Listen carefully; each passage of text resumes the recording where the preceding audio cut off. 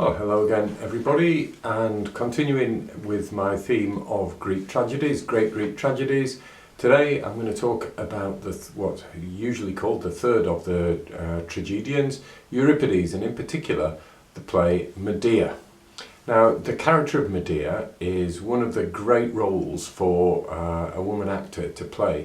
Of course, when it was originally done in the 5th century in Athens, it would have been played by a man, as indeed all roles were, wearing a mask and suitable costume. It was one of the parts which gave Euripides the reputation of being a woman hater. He wrote a number of parts where there are, you might say that the characters of the women are just plain evil. But from an actor's point of view, they're great parts to play because there's really stuff that you can really get stuck into.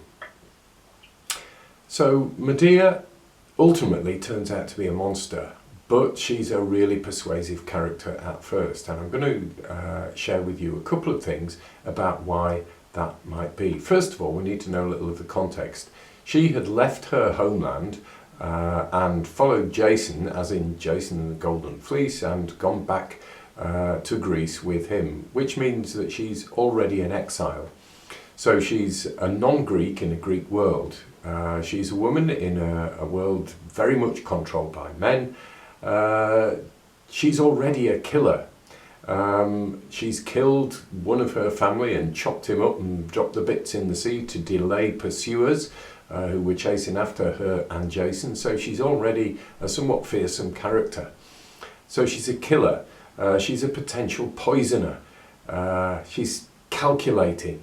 She's a fascinating character, and ultimately she's terrifying. Now, the play that Euripides has written is full of quotes.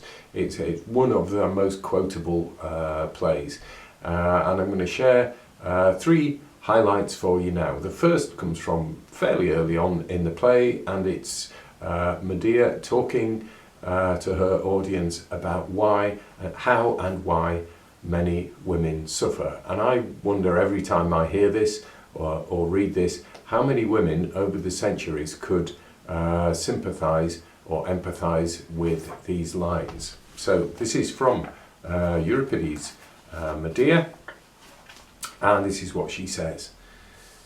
She's talking to the women of Corinth, who are in some ways likely to sympathise with her, but in other ways they're Greeks and she's not. And she says, "Surely of all creatures that have life and will, we women are the most wretched. When for an extravagant sum we've bought a husband, we must then accept him as possessor of our body. This is to aggravate wrong with worse wrong. Then the great question, will the man we get be bad or good? For women, divorce is not possible. It's not respectable. To repel the man, not possible. Still more, a foreign woman coming among new laws, new customs, needs the spell of magic to find out what her home could not teach her, how to treat the man whose bed she shares. And if in this exacting toil we are successful, and our husband does not struggle under the marriage yoke, our life is enviable, otherwise death is better. If a man grows tired of the company at home, he can go out and find a cure for tediousness. We wives are forced to look to one man only, and they tell us we at home are free from danger. They go out to battle. Fools! I'd rather stand 3 times in the front line than bear one child." I guess that's particularly persuasive in the days before perinatal pain relief. She goes on to say a little later in the same scene, and she's talking about children, and she talks about how her reputation has gone before her. "Many times, Creon, my reputation has been my curse and ruin. A man of any shrewdness should never have his children taught to use their brains more than their fellows. What do you gain by being clever? You neglect your own affairs, and all your fellow citizens hate you. Those who are fools will call you ignorant and useless when you offer them unfamiliar knowledge. And for those thought intelligent, if people rank you above them, that's a thing they will not stand. I know this from experience. Because I am clever, they're jealous, while the rest dislike me. After all, I'm not so clever as all that.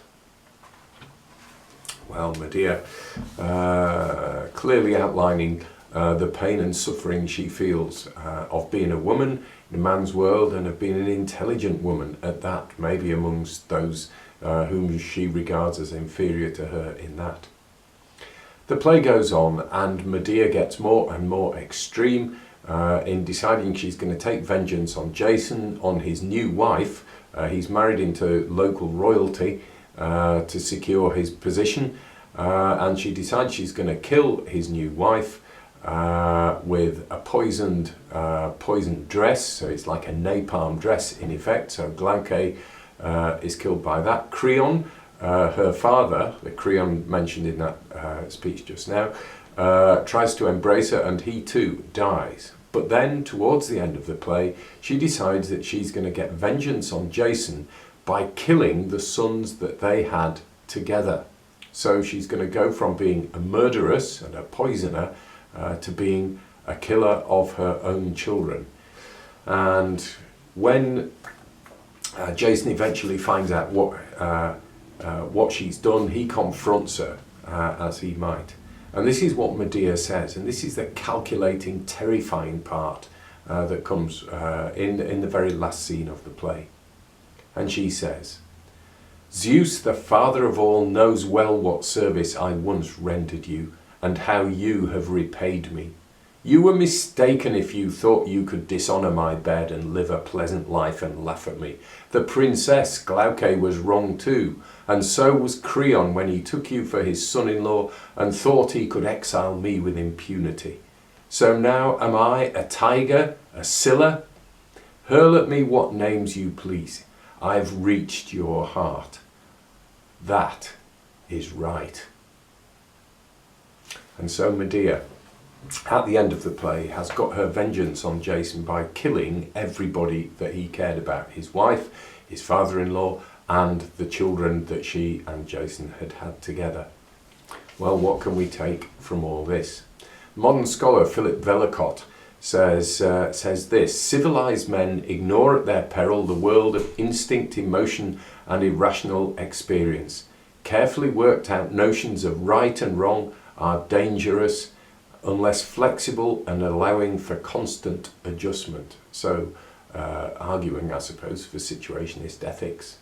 Nietzsche, 19th century philosopher and general misery, in his work on tragedy, notes that it's important to acknowledge both the Apollonian and the Dionysian, both the rational side and the irrational side.